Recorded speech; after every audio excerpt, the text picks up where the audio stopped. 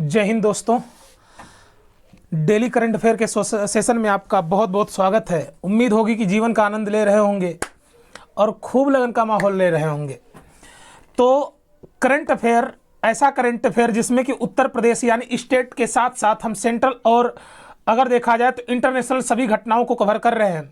शायद आनंद आ रहा होगा और कुछ नहीं लगता है आपका शेयर करने में मेरे भाई, ठीक है ना। जितने भी आपके जितने भी सोशल मीडिया से आप जुड़े हैं उस पर शेयर कर दो यार। कोई पैसा नहीं लगता है किसी का। ऐसा नहीं कि तुमसे मैं बैंक अकाउंट मांग रहा हूं कि नंबर दे दो, ये दे दो, कर दो, नहीं, बस आप शेयर करते जाइए अगर आपको पसंद आता है तो।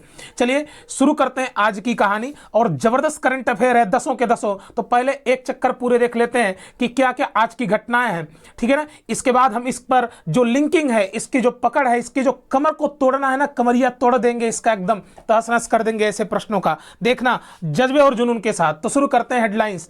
पहला हेडलाइंस है, कोरोना महामारी के चलते उत्तर प्रदेश सरकार ने 10,000 कैदियों को रिहा करने का फैसला लिया। अगला है, हाल ही में इजराइल ने गाजा पट्टी पर किया एयर स्ट्राइक, 22 लोगों की गई जान। हाल ही में पाकिस्तान में पाकिस्तानी सिविल सर्विस की परीक्षा पास करने वाली प्रथम हिंदू महिला सना रामचंद्र बनी हैं। 11 मई को भारत में मनाया गया राष्ट्रीय प्रौद्योगिकी दिवस। 46 वर्षों बाद भारतीय टेस्ट क्रिकेट टीम में नामित होने वाले पारसी खिलाड़ी अर्जन नाक्सवाला बने हैं। अगला देखा जाए तो हाल ही में मध्य प्रदेश सरकार ने कोरोना काल में अनाथ बच्चों की देखभाल के लिए भरण पोषण योजना शुरू की है। हाल ही में कल्की कोचलिन की पुस्तक elephant in the bomb launch की गई है। यशराज फिल्म प्रोडक्शन द्वारा यश चोपड़ा साथी पहल की शुरुआत की गई है। हाल ही में जारी नाइट फ्रैंक द्वारा ग्लोबल प्राइम रेजिडेंशियल इंडेक्स में नई दिल्ली का क्रम 32वां है। और लास्ट क्वेश्चन, हाल ही में उत्तर प्रदेश सरकार द्वारा 97,000 गांवों में चलाई जा रही कोविड जांच योजना को WHO ने सराहा है। बहुत जबरदस्त कंटेंट है आज का, है ना। आज तो ऐसे ऐसे फैक्ट्स मिलेंगे कि आपका जीवन, नहीं कहते हैं कि तुम यहीं पर स्वर्ग की प्राप्ति कर लोगे, ठीक है ना। जो रात भर बतियाते हैं ना, उनको भी पढ़ने का एकदम जुनून जग जाएगा। एकदम लिख के ले लो। शुरू करते हैं तब, ठीक है ना। लिंकिंग शुरू करते हैं। पहला क्वेश्चन क्या था, वहां से कहानी शुरू करते हैं। तो पहले हम अपने आप को हटा लेते हैं, ठीक है, फिर वहां से कहानी शुरू कर लेते हैं। तो पहला क्वेश्चन है, जबरदस्त क्वेश्चन था पहला। कोरोना महामारी के चलते उत्तर प्रदेश, ठीक है ना, सरकार द्वारा 10,000 कैदियों को रिहा करने का फैसला लिया गया है। आपको पता होगा कि उत्तर प्रदेश में भी कोरोना अपना भयानक रूप दिखा रहा है। और जब दिखा रहा है तो आप देखे होंगे कई जो बड़े बड़े कैदी थे उनका कोरोना का चलते अगर देखा जाए तो जो भी बंदीगृह है, ठीक है ना, उसमें मौत हो गई है या उनकी हालत में बहुत ज़्यादा परेशानियां देखने को मिली है। सरकार ने कहा भैया कि कोई मर जाएगा, और आपको पता होगा कि अगर कोई साधारण व्यक्ति मर जाए तो उतना बवाला नहीं पलता है, लेकिन अगर कोई कैदी अगर जेल में मर जाए तो बहुत बड़ा दिक्कत होता है। तो इन्होंने कहा कि सभी को भेज दो घर पे, जाएंगे अपने परिवार के साथ मिलेंगे, कि कोई चुन्नू का मुंडन करवाएगा, ठीक है ना, तो कोई अपने ससुराल जाएगा तो पैरोल पर भेज दो, जब महामारी समाप्त हो जाएगी तो फिर वापस बुला लेंगे। तो ऐसा काम करने वाला जो राज्य सरकार है उत्तर प्रदेश है। प्रश्न कैसे बन सकता है करंट अफेयर का, ठीक है ना, कि कोरोना महामारी के दौरान 10,000 कैदियों को रिहा करने वाला राज्य कौन था, तो उत्तर प्रदेश था। अब शुरू करते हैं अपनी कहानी। देखो, यह तो तुम जान गए कि 10,000 कैदियों को रिहा उत्तर प्रदेश ने किया, लेकिन अब इससे प्रश्न क्या बनेगा। अब देखो, जब जेल वोल की बात हो रही है कि 10,000 कैदियों को रिहा किया गया है, तो जेले से रिहा किया गया होगा। तो पहले पता कर लेते हैं कि उत्तर प्रदेश में केंद्रीय कारागारों की संख्या, बहुत जबरदस्त टॉपिक है बेटा। कारागारों की संख्या कितनी है, कितने केंद्रीय कारागार हैं, तो याद रखना 5। अगर पूछेगा उत्तर प्रदेश में केंद्रीय कारागारों की संख्या 5। अगला प्रश्न है, ये कहां है, कौन कौन केंद्रीय कारागार हैं। आगरा, ताजनगरी, बरेली, सुरमा नगरी, वाराणसी, पांडव नगरी, है ना।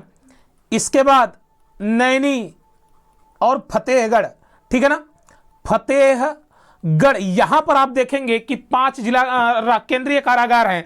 तो उत्तर प्रदेश में केंद्रीय कारागारों की संख्या बिल्कुल याद रखिएगा 5 है। आगरा, बरेली, वाराणसी और नैनी, ठीक है ना, ये नैनी कर लेना इसको, ठीक है ना, नैनी। और फतेहगढ़। अब देख लेते हैं, अगर पूछेगा नारी बंदी निकेतन, इंपॉर्टेंट प्रश्न बन सकता है ना, नारी बंदी निकेतन, है ना, निकेतन जहां पर महिलाओं को रखा जाता है स्पेशल रूप से। अरे ठीक है ना, सुने होंगे, क्या नाम था उसका, शबनम, हाँ वो भी तो बंदी थी, एकदम बंदी थी। बंदा बंदी का मतलब यहाँ पे मत लेना, वो बंदी थी, बड़ी खतरनाक थी, रहती थी 7-8 लोगों को, है ना, प्यार के चक्कर में, हाय रे प्यार, ठीक है ना, नारी बंदी निकेतन, ठीक है ना। तो पूछेगा ये कहाँ पे है, तो लखनऊ। कहाँ है भैया, लखनऊ। नवाबों का शहर कौन है, लखनऊ। फिर पूछेगा संपूर्णानंद कारागार प्रशिक्षण संस्थान, संपूर्णानंद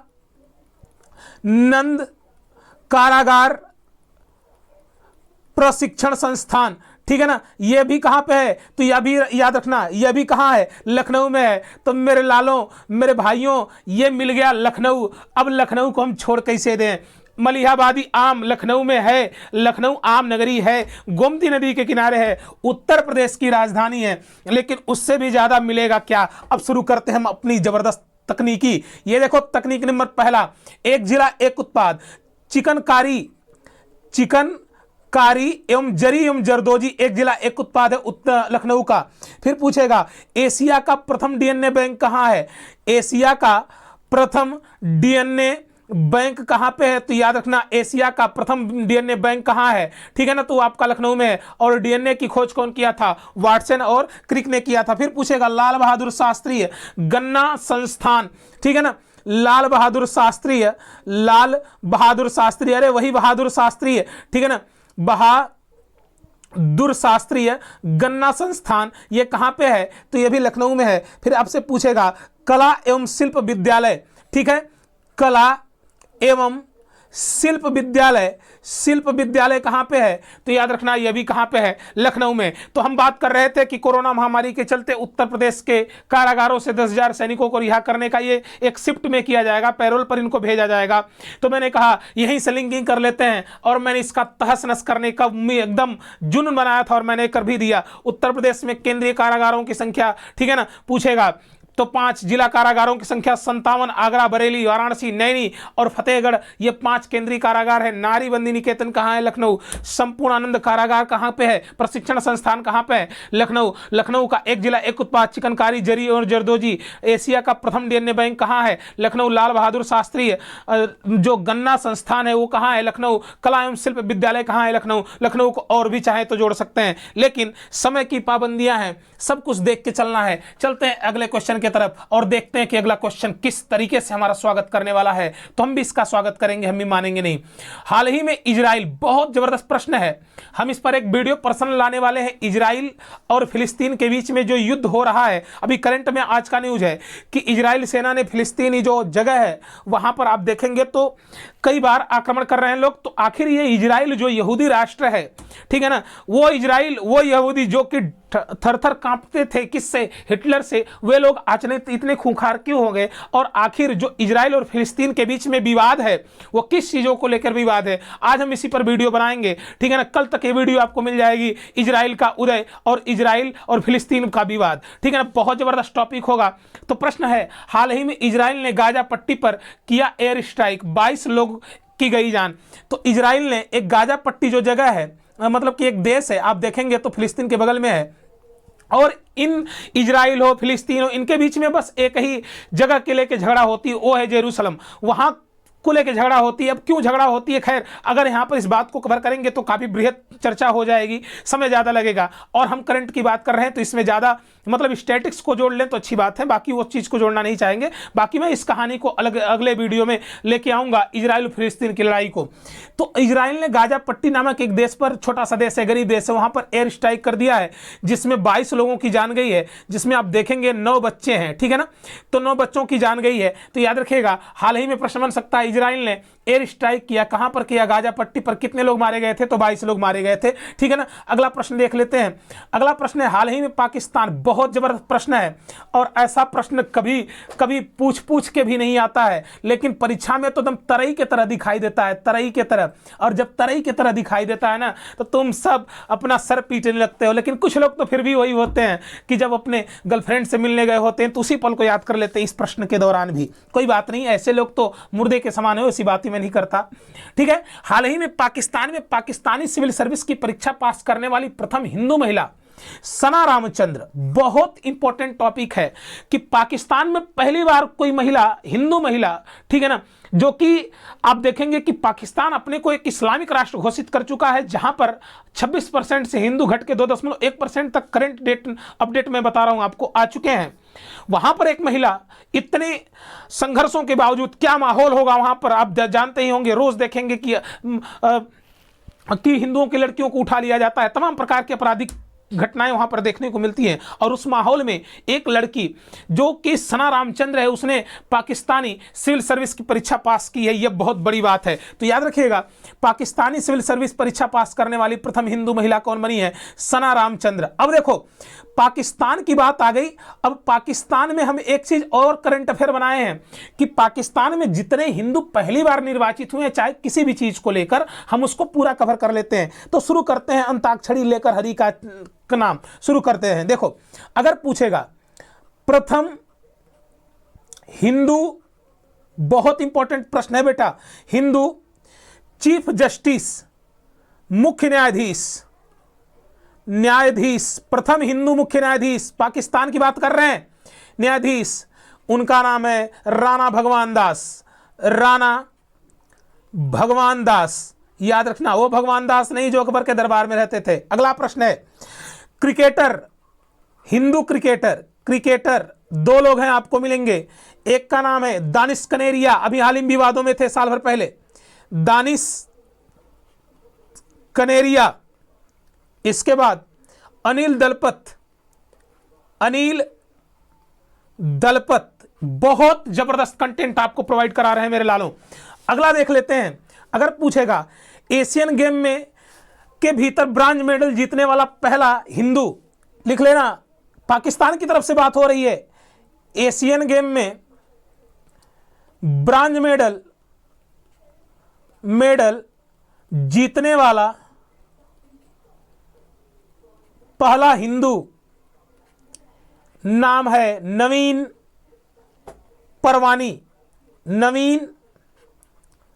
परवानी। इन्होंने एशियन गेम में, ठीक है ना, पहला पाकिस्तान की तरफ से कोई ऐसा हिंदू था, सोच लो, यहां पर आज इतनी राजनीतियां होती हैं, पहला ऐसा हिंदू था जो बेचारा कि मतलब कि अगर देखा जाए तो पहली बार कोई हिंदू लड़का, ठीक है ना, एशियन गेम में हिंदू की तरफ से, पाकिस्तान की तरफ से ब्रांज मेडल जीतता है। तो याद रखना कौन है, उनका नाम नवीन परवीन। अगला प्रश्न है, अगर पूछेगा कि प्रथम हिंदू महिला जज, प्रथम हिंदू महिला जज, तो प्रथम हिंदू महिला जो जज है ना, वह है सर आपके सुमन बोदानी, बहुत जबरदस्त नाम है, सुमन बोदानी। अगला प्रश्न है, प्रथम हिंदू जिन्होंने पाकिस्तानी वायुसेना में शामिल किया गया, प्रथम वायुसेना में यानी पाकिस्तानी वायुसेना में सेना में शामिल होने वाले प्रथम हिंदू नाम उनका है राहुल देव, बिल्कुल याद रखिएगा।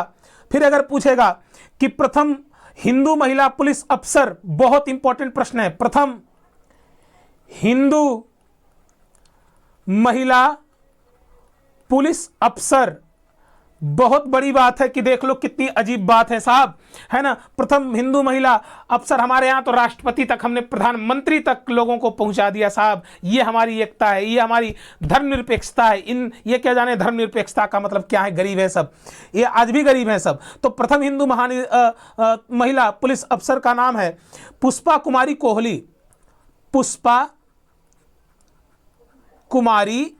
कोहली, बिल्कुल याद रखना। तो अब एक बार और लिंक कर देते हैं, पाकिस्तान में पाकिस्तानी सिविल सर्विस की परीक्षा पास करने वाली प्रथम हिंदू महिला सना रामचंद्र। प्रथम हिंदू मुख्य न्यायाधीश कौन थे? राणा भगवान दास। क्रिकेटर हिंदू एक थे अनिल दलपत और दूसरे हैं दानिश कनेरिया। इसके बाद अगर पूछेगा एशियन गेम में ब्रांज मेडल जीतने वाला प्रथम हिंदू पाकिस्तान की तरफ से नवीन परवानी। इसके बाद प्रथम हिंदू महिला जज हैं सुमन बोदानी। वायुसेना में शामिल होने वाला प्रथम हिंदू लड़का क्या है, व्यक्ति का नाम है राहुल देव। इसके बाद अगर पूछेगा प्रथम हिंदू महिला पुलिस अफसर कौन है, पुष्पा कुमारी कोहली। तो इंपॉर्टेंट क्वेश्चन है, बड़ा सो खोजने पे भी आपको नहीं मिलेगा।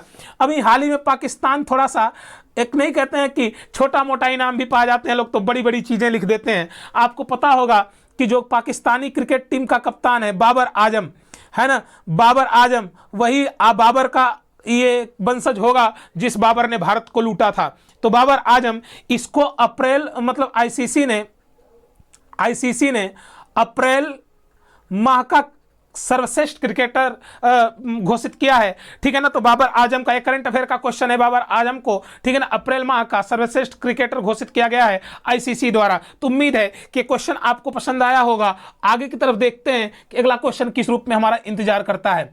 अगला प्रश्न है, जबरदस्त प्रश्न है।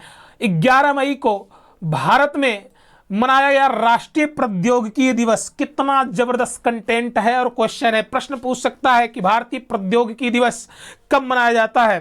तो याद रखना भैया कि भारतीय प्रौद्योगिकी दिवस मनाया जाता है 11 मई को। आपको पता होगा यह घटना क्यों 11 मई को ही मनाया जाता है। 11 मई 1998 हमने पोखरण, वही पोखरण कहाँ, राजस्थान। नेतृत्वकर्ता कौन थे, APJ Abdul Kalam.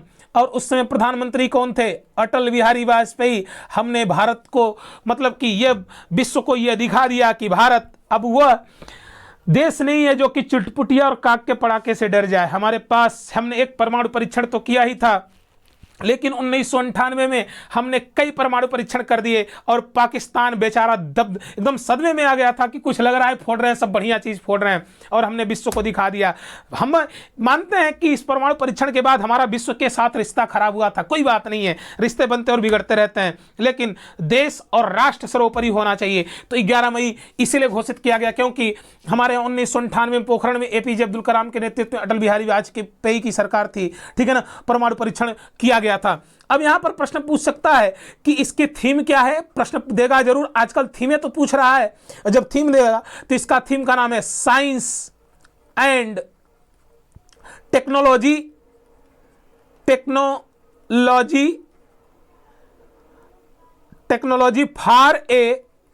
For a sustainable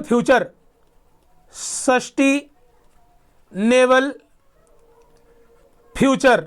बिल्कुल याद रखिएगा, 11 मई 1998 को परमाणु परीक्षण हुआ था, भारत का द्वितीय परमाणु परीक्षण हुआ था पोखरण में, ठीक है ना। और उसी समय आप देखेंगे PGNR हो गई थी, गाना निकला था। क्यों निकला था, मैं इस पर कब वीडियो बनाऊंगा, जब परमाणु परीक्षणों की सीरीज एक चलाऊंगा, प्रथम परमाणु परीक्षण, द्वितीय परमाणु परीक्षण, तो उस पर मजा आएगा, ठीक है। तो इसकी थीम है science and technology for a sustainable future, ठीक है ना। और प्रधानमंत्री मोदी का भी इस पर ट्वीट आया है। तो याद रखिएगा 11 मई को राष्ट्रीय प्रौद्योगिकी दिवस मनाया जाता है। अगला प्रश्न है, देखते हैं कैसा प्रश्न है, बहुत इंपॉर्टेंट प्रश्न है, छांट के लाया गया प्रश्न, ठीक है ना। और ऐसा प्रश्न जो कि आपकी पढ़ाई में रुचि बना देगा, और नहीं बनाएगा तो हम बना देंगे, रे तुम तो 7+2। 40 वर्षों बाद भारतीय टेस्ट क्रिकेट टीम में नामित होने वाला पारसी खिलाड़ी अर्जन नागवास्वाल, ठीक है ना, ये 46 वर्षों बाद, ठीक है ना, अभी नामित हुए हैं। आपको पता होगा कि वर्ल्ड टेस्ट चैंपियनशिप चल रहा है, जिसमें न्यूजीलैंड के खिलाफ भारत का मैच होगा, तो उसमें नामित किया जाना था स्टैंड बाई के रूप में। तो बहुत दिनों बाद, 46 वर्षों बाद, ठीक है ना, कि एक कोई पारसी लड़का को शामिल किया गया, बहुत बड़ी बात है ये, ठीक है ना, भारतीय क्रिकेट टीम में। तो अगर बात करें तो ये जो अर्जन नागवास्वाल है, ये कहाँ के रहने वाले हैं, तो गुजरात के रहने वाले हैं, ठीक है ना, गुजरात के रहने वाले हैं। और किस धर्म से हैं, तो पारसी धर्म से हैं, पारसी धर्म से। याद रखिएगा, ये पारसी एक प्रकार का धर्म है, जैसे मुसलमान, हिंदू, सिख, ईसाई, उसी तरह पारसी एक प्रकार का धर्म है, और बहुत ही प्यारी कम्युनिटी है, बहुत प्यारी कम्युनिटी है, ठीक है ना। पहले तो ये तो क्लियर हो गया कि अर्जन नागवास्वाल कहाँ के हैं, गुजरात के हैं। किस धर्म से हैं, पारसी धर्म से। लेकिन ये जो शब्द दिया है कि 46 वर्षों बाद भारतीय क्रिकेट टीम में नामित होने वाले, तो 46 वर्ष पहले कौन थे, तो याद रखिएगा कि प्रथम पारसी जो थे 1975 में एक क्रिकेटर थे, उनका नाम था फारूक इंजीनियर, ठीक है ना। 1975 में ये भारतीय क्रिकेट टीम का हिस्सा रह चुके हैं। तो 46 वर्षों बाद अगर देखा जाए तो कोई ऐसा पहला व्यक्ति आया है जो कि भारतीय क्रिकेट टीम में नामित किया गया है, उनका नाम है अर्जन गुजरात के हैं। अब थोड़ी हम बात कर लेंगे कि ये तो पता चल गया कि 46 वर्षों बाद कौन आया था, लेकिन अब थोड़ी पारसी धर्म की बात कर लेते हैं। आपको पता होगा नवरोज उत्सव किसके द्वारा मनाया जाता है? पारसियों द्वारा मनाया जाता है। फिर पूछेगा कि जेंद अवेस्ता किसका, ठीक है ना, किसकी पुस्तक है? धार्मिक पुस्तक है। नवरोज उत्सव किसके द्वारा मनाया जाता है? पारसियों द्वारा। जेंद अवेस्ता किसकी धार्मिक पुस्तक है? पारसियों द्वारा। और हमारे देश में पारसियों का बहुत बड़ा भारत की आज़ादी में और भारत के इतिहास में बहुत बड़ा योगदान है। एक नाम मैं आपको बता देता हूं, दादा भाई नरौजी। पहली बार आज लोगों को पता चलेगा कि जो दादा भाई नरौजी थे वो पारसी थे एक्चुअल में, है ना, जिन्होंने लिखा था poverty and beautiful in India. Bharat में प्रथम बार प्रति व्यक्ति आय मापने का जो श्रेय जाता है वो जाता है दादा भाई नरौजी को, ठीक है ना। और कांग्रेस के द्वितीय अधिवेशन में भी अध्यक्षता किसने किया था? दादा भाई नरौजी ने किया था। तो याद रखिएगा 46 वर्षों बाद, ठीक है ना, ये रिकॉर्ड तोड़ दिया गया है। 46 वर्षों बाद एक अर्जन नाम के शख्स को, जो पारसी हैं, उनको भारतीय क्रिकेट टेस्ट टीम में नामित कर लिया गया है। अगला क्वेश्चन देखते हैं। अगला क्वेश्चन क्या कहता है?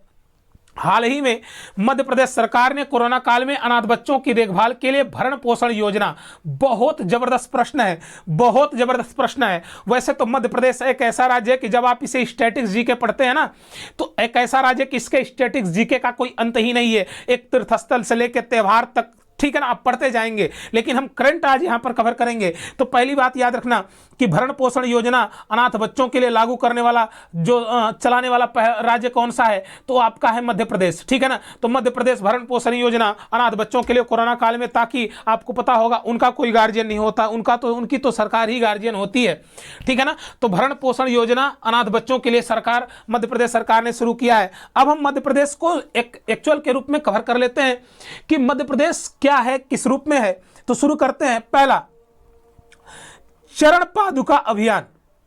पादुका अभियान केकर? मध्य प्रदेश का अभियान, मध्य प्रदेश। अगला, मिर्ची महोत्सव, खरगोन मध्य प्रदेश महोत्सव। क्लियर हो रहा है? अगले बात, होशंगाबाद का नाम क्या रख दिया गया? नर्मदापुरम। तो होशंगाबाद का नाम रखने वाला क्या रखा गया है? नर्मदापुरम। अगला है, अगर पूछेगा दलित शब्द पर, बहुत इंपॉर्टेंट प्रश्न है, दलित शब्द पर रोक लगाने वाला राज्य, शब्द पर रोक लगाने वाला राज्य कौन है आपका? मध्य प्रदेश। ये भी याद रखना। इसके बाद, ठीक है ना, मिलावटी जो भी खाद्य में मिलावट करने के जो अपराधी होते हैं उनको आजीवन कारावास देने वाला पहला राज्य कौन सा है? तो भी मध्य प्रदेश है। हम मध्य प्रदेश को कवर कर रहे थे तो हमने कहा चरण पादुका अभियान, मध्य प्रदेश में मिर्ची महोत्सव मनाया जाता है। मध्य प्रदेश में होशंगाबाद का नर्मदापुरम नाम किया गया है। होशंगाबाद कहाँ पे है? मध्य प्रदेश में। दलित शब्द को पर रोक लगाने वाला पहला राज्य कौन है? मध्य प्रदेश। खाद्य मिलावटखोरों को आजीवन कारावास देने वाला राज्य कौन है? मध्य प्रदेश। बाघ राज्य, मध्य प्रदेश। सोया प्रदेश, मध्य प्रदेश। सर्वाधिक हीरे का उत्पादन, मध्य प्रदेश। सर्वाधिक अमरूद का उत्पादन, मध्य प्रदेश। सर्वाधिक लहसुन का उत्पादन, मध्य प्रदेश। सर्वाधिक सोयाबीन का उत्पादन, मध्य प्रदेश, ठीक है ना। सर्वाधिक दलहन दाल की फसलों का उत्पादन कौन करता है? मध्य प्रदेश। मध्य प्रदेश के मुख्यमंत्री शिवराज सिंह चौहान, ठीक है ना। कंदरिया महादेव मंदिर कहां है? मध्य प्रदेश। तो कई ऐसे प्रश्न आपके मध्य प्रदेश से घूमते हुए, उछलते हुए आपके सामने से चले जाएंगे। तो खैर आगे चलते हैं, अगला क्वेश्चन देखते हैं क्या गुल खिलाने वाला है।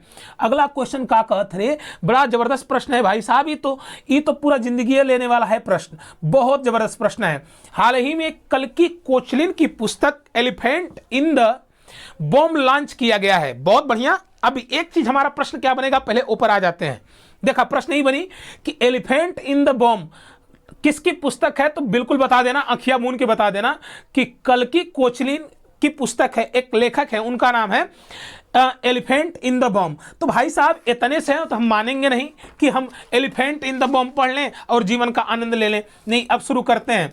अभी हाल ही में करंट अफेयर में कल परसों का मैंने लिखवाया था, द बेंच किसकी रचना है? कोई वो तो बोल दो, कोई तो बोल दो। मेघन, है ना, मेघन मार्कले। द बेंच किसकी रचना है? मेघन मार्कले। अभी हाल ही में अभी सत्यजीत रे की एक पुस्तक लॉन्च की गई है, अनेदर डजन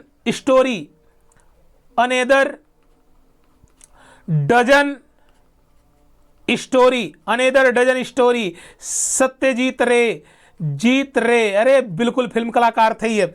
अगला प्रश्न है ना, the presidential year, the presidential year, Pranab Mukherjee. तो कई क्वेश्चनों को अभी हाल ही में by many a happy accident, Hamid Ansari बड़े गुस्सा हो गए थे हामिद अंसारी अपने पुस्तक के लॉन्च के समय।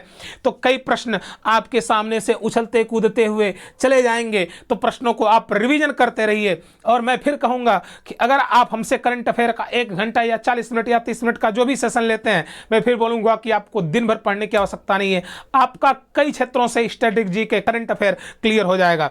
चलते हैं अगला प्रश्न, देखते हैं कि कैसा प्रश्न है। बहुत जबरदस्त प्रश्न है।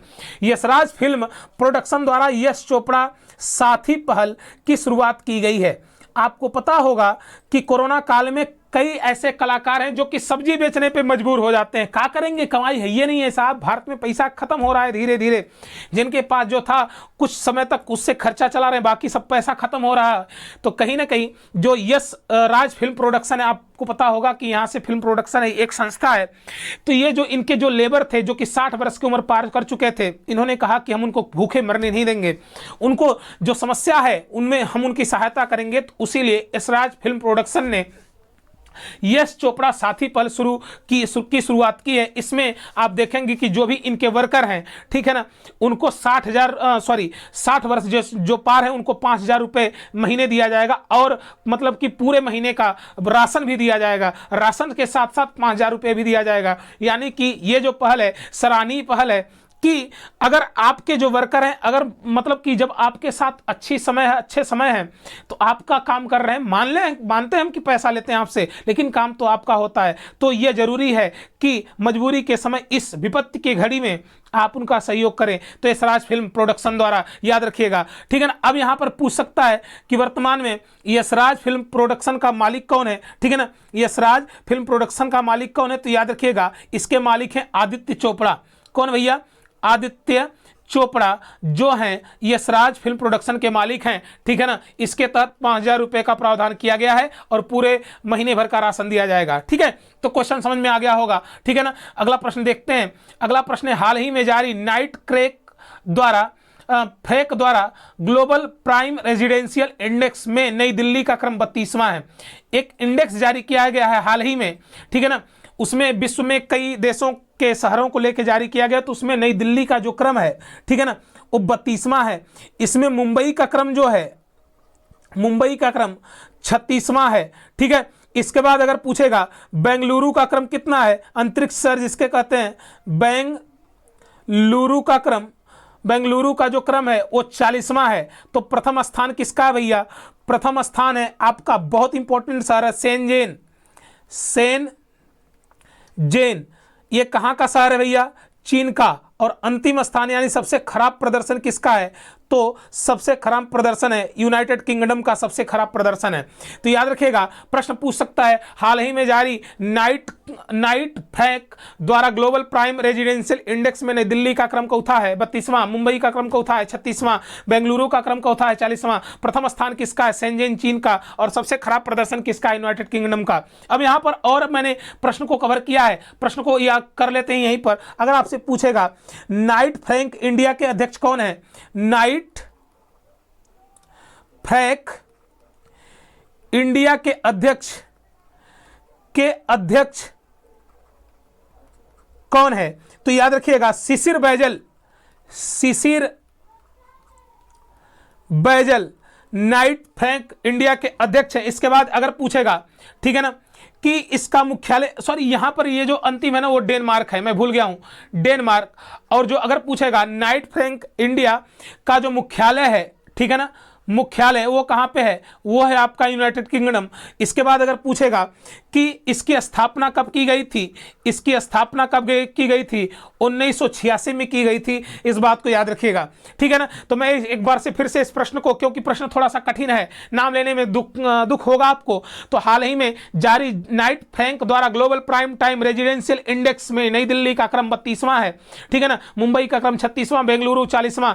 प्रथम स्थान किसका है, शेंजन चीन का है। द्वितीय स्थान मतलब कि सबसे खराब प्रदर्शन किसका है, तो मैंने कहा कि सबसे खराब प्रदर्शन जो है वो डेनमार्क का है। इसके बाद नाइट फ्रैंक इंडिया के अध्यक्ष कौन है, सिसिर बेजल।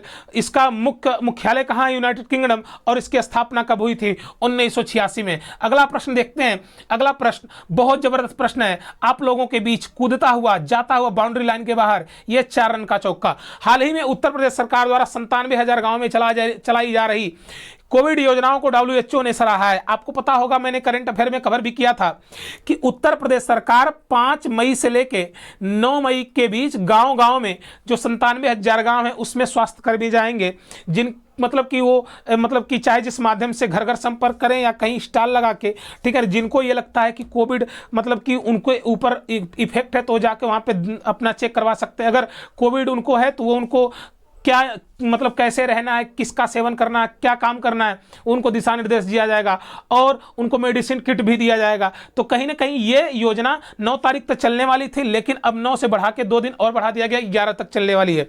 अब कहीं ना कहीं इस काम से आप देखेंगे तो उत्तर प्रदेश में कोरोना की जो केसें हैं वो धीरे धीरे कम हो रही हैं। तो WHO बड़ा खुश हुआ कि वाह योगी जी वाह, तुमने तो गजब कर डाला, हरे मधुबाला। तो कहीं ना कहीं अगर देखा जाए तो 5 से जो 9 मई तक ये योजना चलाई जा रही थी तो WHO ने इस काम को सराहा। तो प्रश्न कैसे बनेगा कि कोविड महामारी के दौरान, ठीक है ना, किस राज्य सरकार के सराहनीय पहल को WHO ने सराहा था, तो उत्तर प्रदेश सरकार के सराहनीय पहल को। सराहनीय पहल क्या है आपके सामने मैंने रख दिया। अब देखो, उत्तर प्रदेश हम पढ़ा रहे हैं इस मतलब बहुत बृहद तरीके से, आप चाहें सभी लोग तो उत्तर प्रदेश के GS को देखते रहें, ठीक है ना। अब हम कल से एक बायोग्राफी अभी कवर करेंगे और पहली बायोग्राफी आएगी आपके सामने हमारे भारत के संविधान निर्माता, आधुनिक भारत के मनु, भारत के जनक डॉक्टर बाबा साहब अम्बेडकर की बायोग्राफी हम कल कवर करने वाले हैं।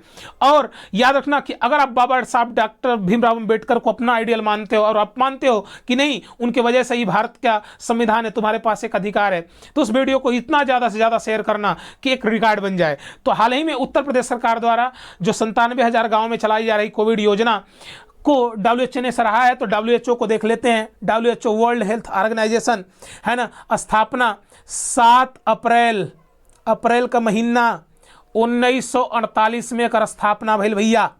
आ मुख्यालय कहाँ हो, जेनेवा कहाँ, स्विट्जरलैंड। फिर पूछेगा वर्तमान में एकर चीफ के बा, तो केहू ना बा, एकर चीफ है, ठीक है ना, टेड्रोस अदनोम टेड्रोस, एकर माई बाप के मतलब और नामे ना मिलल, टेड्रोस अदनामे